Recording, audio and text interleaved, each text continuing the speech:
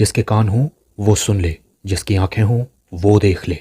हम उन लोगों के लिए विशेष धन्यवाद देना चाहते हैं जो हमें SBI पे, गूगल पे और पेपलिंक के द्वारा हमारी सेवकाई में बोते हैं। डिस्क्रिप्शन बॉक्स में दिए हुए लिंक से आप भी बो सकते हैं।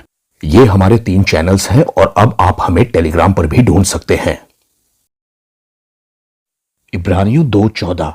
इसलिए जबकि लड़के मांस और लहू के भागी हैं, मतलब कि जब परमेश्वर का बनाया हुआ इंसान ये हाड़ मांस है, मतलब कि हम लोग भी फ्लैश एंड ब्लड बन गए हैं, तो वो खुद भी उनके समान उनका सहभागी हो गया। कौन? यीशु मसीह।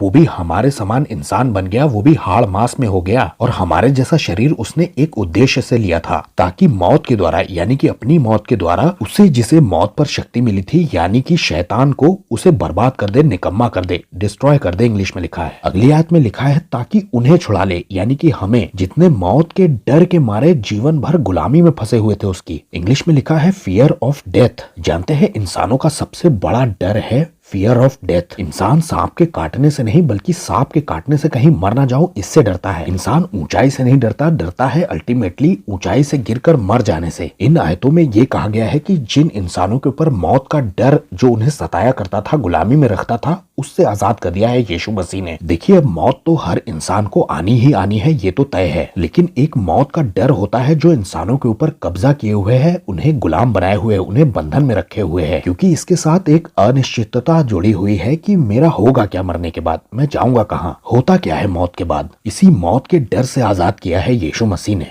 यीशु मसीह के 2 वादे याद दिलाता हूँ। एक जगह ये कहा गया है कि जो मुझ पर विश्वास करता है वो अगर मर भी जाए तो भी जिंदा रहेगा। दूसरा, जो मुझ पर विश्वास करता है वो मृत्यु से पार होकर अनंत जीवन में प्रवेश कर चुका है। अब जब सबसे बड़े इंसानों के फियर से ही डील कर लिया यीशु मसीह ने, तब फिर डरना किस बात का। भजन 23:4 में दाऊद कहता है, चाहे मैं घोर अंधकार से भरी हुई तराई में होकर चलूं तो भी नुकसान से नहीं डरूंगा। इंग्लिश में देखिए लिखा है, the valley of shadow of death I will fear no evil. मतलब मौत की छाया वाली तराई से भी अगर मैं होकर चलूंगा तो नुकसान से नहीं डरूंगा। भजनकार का ये मौत का डर खत्म हो गया है, फियर ऑफ डेथ खत्म हो गया है। इंसान जिंदगी भर मौत से ही तो डरता रहा, लेकिन जब उसे उसका अंजाम पता चल गया तब फिर वो डर ही खत्म हो गया। मौत की तराई से गुजरने वाले भजनकार ने भी ये बात लिखी है, क्योंकि तू मेरे साथ रहता है इसलिए मैं नुकसान से नहीं डरता हूँ। मैं आपको एक बड़ी बारीक बात बताता हूँ कि यीशु मसीह का जो सच्चा विश्वासी होता है वो अपनी जिंदगी के आखिरी लम्हों में भी अगर पहुंच जाता है तो भी वो डरता नहीं है। वो ये जरूर सोच रहा होता है कि प्रभु के स्वर्गदूत मुझे लेने आएंगे या प्रभु खुद आएंगे मुझे लेने, लेकिन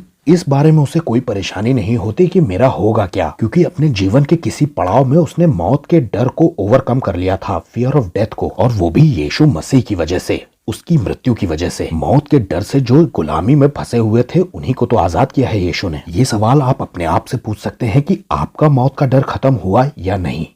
सबको जय मसीह की।